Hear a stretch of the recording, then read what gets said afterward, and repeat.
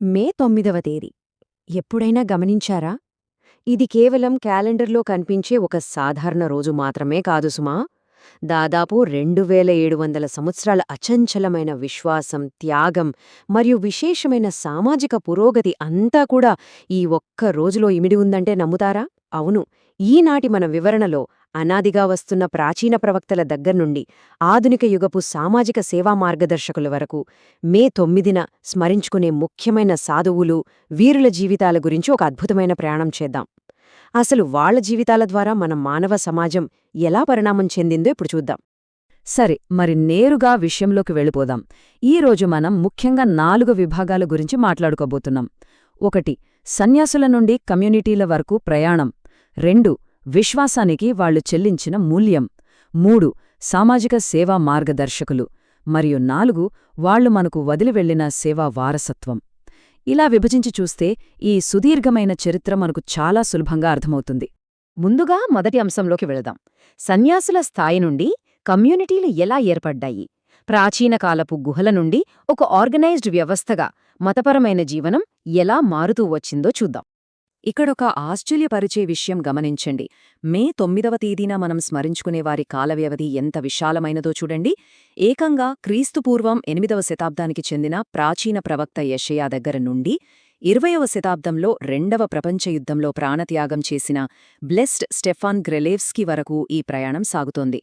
అంటే వేలాది సంవత్సరాల చరిత్ర ఒకే ఒక తేదీకి ఇలా ముడిపడి ఉందంటే అది మామూలు విషయం కాదు కదా. ఈ విషయాన్ని మరింత స్పష్టంగా అర్థం చేసుకోవడానికి ఒకసారి ఈ ఇద్దరు చారిత్రక వ్యక్తులను పోల్చి చూద్దాం.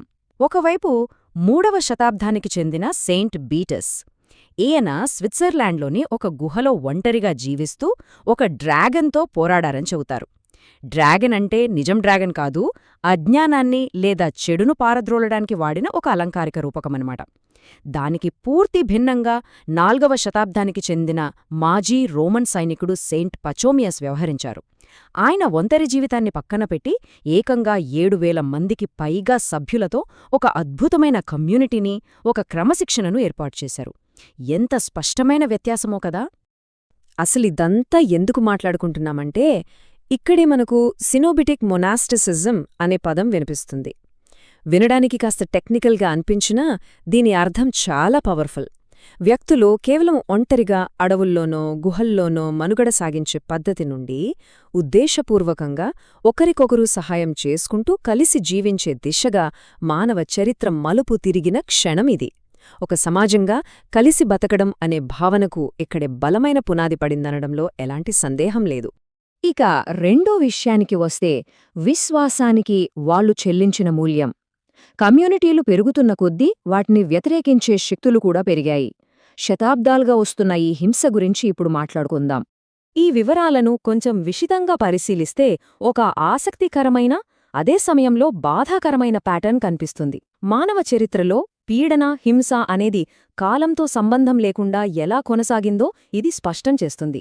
ప్రాచీన కాలంలో యెషయా ప్రవక్త దారుణమైన మరణం దగ్గర్నుండి 4వ శతాబ్దంలో పర్షియాలో 310 మంది సామూహిక హత్యల వరకు, అలాగే 17వ శతాబ్దపు రాజకీయ కుట్రల్లో అన్యాయంగా ఉరితీయబడిన థామస్ పికరింగ్ దగ్గర్నుండి, ఆధునిక నాజీ కాన్సంట్రేషన్ క్యాంపులలో ప్రాణాలు కోల్పోయిన స్టెఫాన్ గ్రెలేవ్స్కీ వరకు వాళ్ల విశ్వాసం కోసం వాళ్లు ఎదుర్కొన్న కఠినమైన పరీక్షలు ఎప్పటికీ మరువలేనివి. ఈ ప్రాచీన కాలపు హింస, ప్రచ్ఛన్న యుద్ధం అంటే కోల్డ్ వార్ సమయానికి కూడా ఎలా కొనసాగిందో బ్లెస్సెడ్ అలెగ్జాండ్రూ రుసు జీవితం చూస్తే మనకు ఇట్టే అర్థమవుతుంది. ఒక బిషప్గా ఉన్నాయన నాటి కమ్యూనిస్ట్ అధికారుల విధానాలను ధిక్కరించినందుకు ఎన్నో ఏళ్లు జైలులో నిర్బంధాన్ని ఎదుర్కొన్నారు. ఆఖరికి దేశద్రోహం కింద మిలిటరీ ట్రైబ్యునల్ ఏకంగా 25 ఏళ్ల జైలు శిక్ష విధించింది. అక్కడే ఆయన ప్రాణాలు వదిలారు. ఇలాంటి ఘటనలు చూసినప్పుడు మనిషికున్న దృఢమైన నిబద్ధత ముందు ఎలాంటి శిక్షలు కూడా నిలబడలేవని అనిపిస్తుంది కదా. ఎప్పుడైతే ఇలాంటి చీకటి సమయాలు, ఘోరమైన త్యాగాల గురించి వింటామో అప్పుడు ఒక ఆశావాద దృక్పథం వైపు మళ్లడానికి ఈ అద్భుతమైన వాక్యం చాలా పవర్ఫుల్గా పనిచేస్తుంది. ఎక్కడ ద్వేషముందో అక్కడ నేను ప్రేమను నాటని అని సెయింట్ ఫ్రాన్సిస్ ఆఫ్ అసీసీ అన్నారు. ఈ ఒక్క స్ఫూర్తిదాయకమైన ఆలోచన ద్వారానే ఎంతో హింసను అనుభవించిన ఆ సమాజాలు కేవలం బాధలోనే ఉండిపోకుండా ఇతరులకు సేవ చేసే సామాజిక సంరక్షణ సంస్థలను ఎలా నిర్మించాయో ఇప్పుడు మనం చూద్దాం. మరి అదే స్ఫూర్తితో మన 3వ అంశంలోకి అడుగుపెడదాం. అదే సామాజిక సేవా మార్గదర్శకులు. సరే, కమ్యూనిటీలు ఏర్పడ్డాయి, విశ్వాసాన్ని కాపాడుకున్నారు. ఆ తర్వాత ఈ విశ్వాసాన్ని గ్రౌండ్ లెవెల్లో ప్రాక్టికల్గా సామాజిక సేవా రూపంలో ఎలా ఆచరణలో పెట్టారో చూద్దాం. ఈ దశలో సెయింట్ లూయిస్ డి మారిలాక్ జీవిత ప్రయాణం వింటే మీరు నిజంగా ఆశ్చర్యపోతారు. చిన్న వయసులోనే భర్త మరణించడంతో ఆమె తీవ్రమైన కుంగుబాటుకు అంటే డిప్రెషన్కు గురయ్యారు. కానీ లూమియర్ అని పిలువబడే తన ఒక ఆధ్యాత్మిక అనుభవాన్ని ఆమె ఒక కాగితంపై రాసుకుని ఎప్పుడూ తన దగ్గరే ఉంచుకునేవారట.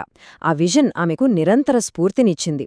తన సొంత బాధను పక్కన పెట్టి అద్భుతమైన మేనేజ్మెంట్ స్కిల్స్తో ఆర్థిక లావాదేవీలను పర్యవేక్షిస్తూ ఆమె ఏకంగా ఒక భారీ సామాజిక ఉద్యమాన్ని నిర్మించారు. డాటర్స్ ఆఫ్ చారిటీ స్థాపన అందులో భాగమే. దీని ఇంపాక్ట్ ఎంతంటే 1960లో పోప్ జాన్ 23 ఆమెను ఏకంగా క్రిస్టియన్ సోషల్ వర్కర్ల పోషకురాలిగా ప్రకటించారు. ఇక్కడ మనం ఖచ్చితంగా గమనించాల్సిన విషయం ఏంటంటే, ఈరోజు మనం చూస్తున్న ప్రొఫెషనల్ సోషల్ వర్క్, అలాగే సమాజంలో పేదలకు అండగా నిలిచే సోషల్ సేఫ్టీ నెట్స్ వంటి ఆధునిక భావనలకు సెయింట్ లూయిస్ నిర్మించిన ఫ్రేమ్వర్కే ప్రత్యక్ష ప్రేరణ. 17వ శతాబ్దంలోనే ఆమె ఎంత విజనరీగా ఆలోచించారో దీన్ని బట్టి అర్థం చేసుకోవచ్చు. ప్రతికూల పరిస్థితుల నుండే ఇన్నోవేషన్ ఎలా పుడుతుందో బ్లెస్డ్ కెరోలినా గెర్హార్డింగర్ జీవితం మనకు కళ్లకు కట్టినట్లు చూపుతోంది. నాటి బవేరియన్ ప్రభుత్వం మతపరమైన సంస్థలను నిషేధించినప్పుడు ఆమె భయపడి ఆగిపోలేదు.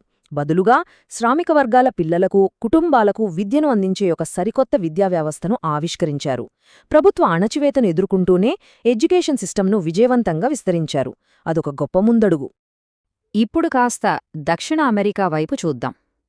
బ్లెస్డ్ మరియా డెల్ కార్మెన్ మార్టినీజ్ ప్రయాణం చాలా ఇన్స్పైరింగ్గా ఉంటుంది. ఆమె ఒక సంపన్న కుటుంబంలో పుట్టినా పుట్టుకతోనే ఎడమచెయ్యి లేకపోవడం అనే శారీరక సవాలుతో పోరాడారు. అయినా ఏమాత్రం వెనక్కి తగ్గకుండా తన సొంత ఇంటినే పేదపిల్లల పాఠశాలగా మార్చేశారు.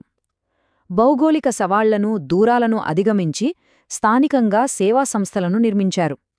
దాతృత్వాన్ని స్థానిక అవసరాలకు అనుగుణంగా మార్చడంలో ఆమె ఒక ప్రాక్టికల్ విధానాన్ని చేసి చూపించారు. ఇక చివరిగా మన 4వ అంశం సేవా వారసత్వం. ఇప్పటివరకు మనం మాట్లాడుకున్న మెయిన్ 9 ముఖ్యాంశాలన్నింటినీ ఒక్కసారి సమన్వయం చేసి చూద్దాం. ప్రాచీన కాలంలో గుహల్లో బతికిన సన్యాసుల నుండి ఆధునిక గ్లోబల్ సామాజిక సేవా సంస్థల వరకు ఎంత గొప్ప పరిణామం జరిగిందో మనకు స్పష్టమైన అవగాహన ఏర్పడిందని అనుకుంటున్నాను. సరే, ముగించే ముందు ఒక్కసారి ఆలోచించండి. సమాజాన్ని నిర్మించడంలోనూ, ఇతరుల కోసం త్యాగం చేయడంలోనూ ఈ చారిత్రక వ్యక్తులు వదిలివెళ్లిన బ్లూ ప్రింట్లను మనం స్పష్టంగా చూశాం కదా. మరి మనవంతుగా ఆధునిక ప్రపంచంలో నేటి తరం భవిష్యత్తు కోసం ఎలాంటి వారసత్వాన్ని వదిలివెళ్తోంది? భవిష్యత్ తరాలు మన గురించి ఏం స్మరించుకుంటాయి? ఈ ఆసక్తికరమైన ప్రశ్నతోనే ఈనాటి మన వివరణాత్మక ప్రదర్శనను ముగిస్తున్నాను. మళ్లీ మరో ఆసక్తికరమైన టాపిక్తో కలుద్దాం.